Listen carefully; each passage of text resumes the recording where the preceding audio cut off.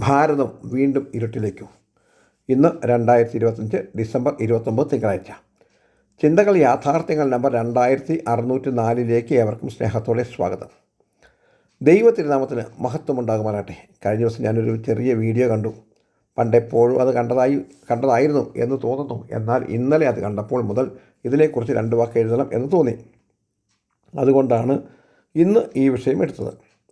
ഭാരതം വീണ്ടും ഇരുട്ടിലേക്കും എന്നാണ് ആ പ്രസംഗം ചോദിക്കുന്നത്. നമ്മുടെ പ്രധാനമന്ത്രി വിളമ്പുന്ന ചില വിഡ്ഢിത്തരങ്ങൾ കോട്ട് ചെയ്തിട്ട് ഞങ്ങൾക്ക് വേണ്ടപ്പെട്ട ഒരു സുഹൃത്ത് നടത്തിയ ഒരു വലിയ പ്രസംഗത്തിൻ്റെ ചെറിയ ഭാഗമാണ് ഞാൻ കണ്ടത്. അത് ഇന്നലെ തന്നെ ഞാൻ എൻ്റെ ഫേസ്ബുക്കിൽ ഷെയർ ചെയ്യുകയും ചെയ്തു. അതിൽ ഒന്നാമത്തെ വിമർശനം, വിമാനം കണ്ടുപിടിച്ചത് ഇന്ത്യക്കാരാണ്, അതിൻ്റെ പേര് പുഷ്പക വിമാനം എന്നാണ് പോലും. എന്നിട്ട് പിന്നെ എന്താ നിങ്ങൾ ഡെവലപ്പ് ചെയ്ത് റൂട്ടിൽ ഓടിച്ചില്ല എന്ന് ചോദിച്ചാൽ അവർക്ക് ഉത്തരമില്ല.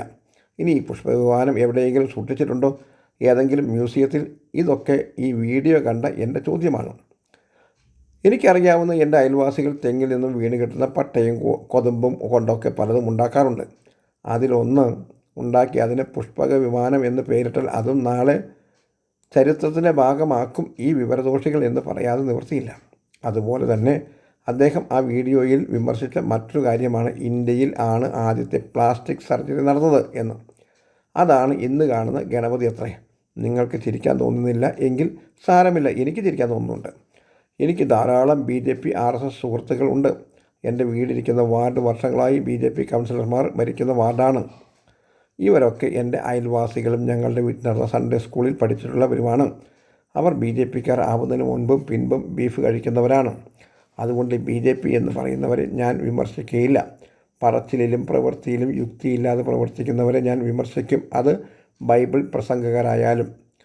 ഇന്ന് എനിക്കറിയാവുന്ന കേരളത്തിലെ BJPക്കാർ ബീഫ് തിന്നുന്നവരുണ്ട്. വാടാ നമുക്ക് ബീഫും പൊറോട്ടയും തിന്ന് വീഡിയോ എടുത്ത് ഫേസ്ബുക്കിൽ പോസ്റ്റ് ചെയ്യാം എന്ന് പറഞ്ഞ് ഞാൻ അവരെ വിളിച്ചാൽ അവർ വരില്ല എന്നെനിക്കറിയാം. കാരണം അതവരുടെ മണ്ടത്തരവാദത്തിന് അപമാനമാണ് എന്ന് അവർക്കറിയാം. അവർ തിന്നുന്ന ഭക്ഷണത്തിൻ്റെ വീഡിയോ എടുത്താൽ പിന്നെ അത് ബീഫല്ല ഉള്ളിക്കറിയാണ് എന്ന് 1000 വട്ടം പറഞ്ഞാലും ജനങ്ങളത് വിശ്വസിക്കുകയില്ല.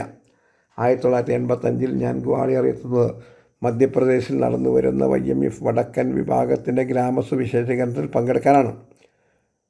തുടർന്ന് ഞാൻ അവിടെ ഹിന്ദി ഭാഷ പഠിക്കാനും ഒപ്പം ഹിന്ദി ഭാഷയിൽ ബൈബിൾ പഠിക്കാനുമായി ഗ്വാളിയർ ഹിന്ദി ശിക്ഷൺ കേന്ദ്രത്തിൽ ചേർന്നു. ആ കാലത്തും മധ്യപ്രദേശിൽ ബീഫ് നിരോധനമുണ്ടായിരുന്നു. അന്ന് ഞാനും ഒളിച്ചും പാത്തും കിലോയ്ക്ക് 3 രൂപ വീതം കൊടുത്ത് ബീഫ് വാങ്ങി തിന്നിട്ടുണ്ട്. ഒരു പക്ഷേ ഇന്നാണെങ്കിൽ അവർ എന്നെ കൊന്നുകളഞ്ഞേനെ. പക്ഷേ ഇന്നും വടക്കേ ഇന്ത്യയിൽ രഹസ്യമായി ബീഫ് തിന്നുന്ന ഹിന്ദുക്കളുണ്ട്, ബ്രാഹ്മണരുണ്ട്. കേരളത്തിൽ വന്നാൽ ബംഗാളി ഉണ്ടാക്കുന്ന ബീഫ് കറി തിന്നാറുമുണ്ട്.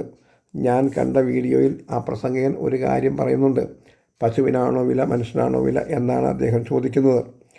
ഭക്ഷണ കാര്യത്തിൽ ബൈബിൾ അത്ര കർശനമായ നിബന്ധനകളൊന്നും വയ്ക്കുന്നില്ല. പഴയ നിയമകാലത്ത് വളരെ കർശനമുണ്ടായിരുന്നു. എങ്കിലും പുതിയ നിയമത്തിലേക്ക് വന്നപ്പോൾ ഭക്ഷണം സംബന്ധിച്ച കർശനങ്ങൾ എല്ലാം എടുത്തു മാറ്റിയിട്ടുണ്ട്. തീമോഥെയോസിന് എഴുതിയ 1 ലേഖനം 4:2 അവർ സ്വന്തം മനസ്സാക്ഷിയിൽ ചൂടുവെച്ചവരായി വിവാഹം വിലക്കുകയും സത്യത്തെ ഗ്രഹിച്ചിരിക്കുന്ന വിശ്വാസികൾ സ്തോത്രത്തോടെ അനുഭവിപ്പാൻ ദൈവം സൃഷ്ടിച്ച ബോധ്യങ്ങളെ വർദ്ധിക്കണം എന്ന് കൽപ്പിക്കുകയും ചെയ്യും എന്ന് വ്യക്തമാക്കുന്നുണ്ട്. BJPക്കാരായ എൻ്റെ സുഹൃത്തുക്കളെ, ഇന്ന് നിങ്ങളും ചെയ്യുന്ന ഈ കാര്യങ്ങൾ തന്നെയല്ലേ? എന്നാൽ വാക്യം 4 മുതൽ പറയുന്നത്, എന്നാൽ ദൈവത്തിൻ്റെ സൃഷ്ടിയെല്ലാം നല്ലത്, സ്തോത്രത്തോടെ അനുഭവിക്കുന്നുവെങ്കിൽ ഒന്നും വർദ്ധിക്കേണ്ടതല്ല, ദൈവത്താലും പ്രാർത്ഥനയാലും വിശുദ്ധീകരിക്കപ്പെടുന്നുവല്ലോ എന്നാണ്. വാക്യം 6 പറയുന്നു, ഇത് സഹോദരന്മാരെ ഗ്രഹിപ്പിച്ചാൽ നീ അനുസരിച്ച വിശ്വാസത്തിൻ്റെയും സതുപദേശത്തിൻ്റെയും വചനത്താൽ പോഷണം ലഭിച്ചു ക്രിസ്തു യേശുവിന് നല്ല ശുശ്രൂഷകനാകും എന്നാണ്. അതുകൊണ്ടാണ് ഞാൻ ഈ കാര്യം നിങ്ങളെയും അറിയിക്കുന്നത്. എനിക്കറിയാം എൻ്റെ ലേഖനങ്ങൾ ഫേസ്ബുക്കിൽ നിന്ന് ഷെയർ ചെയ്ത് ധാരാളം പേര് വായിക്കുന്നുണ്ട് എന്ന്. സദ്ഗമയുടെ യൂട്യൂബിൽ അപ്ലോഡ് ചെയ്യുന്ന ലേഖനങ്ങളും ഷെയർ ചെയ്യുന്നുണ്ട്. അതുകൊണ്ട് ഞാൻ വളരെ ബഹുമാനത്തോടെ സ്നേഹത്തോടെയുമാണ് ഈ ലേഖനങ്ങൾ എഴുതുന്നത്. ഞാൻ പറയുന്നത് സത്യമാണ് എന്ന് വായനക്കാർ വിലയിരുത്തുന്നുണ്ട് എന്നെനിക്കറിയാം. എന്നാൽ ഉള്ളത് പറയുമ്പോൾ തുള്ളിക്കൊണ്ടിരിക്കുന്ന ബൈബിൾ വിശ്വാസികളെയും എനിക്കറിയാം. ബൈബിൾ വിശ്വാസികളിൽ ചിലർ ഗണപതിയുടെ മൂക്ക് പ്ലാസ്റ്റിക് സർജറിയാണ് എന്ന് നരേന്ദ്രമോദി പറയുന്നത് പോലെ പറയുന്നവരുണ്ട്.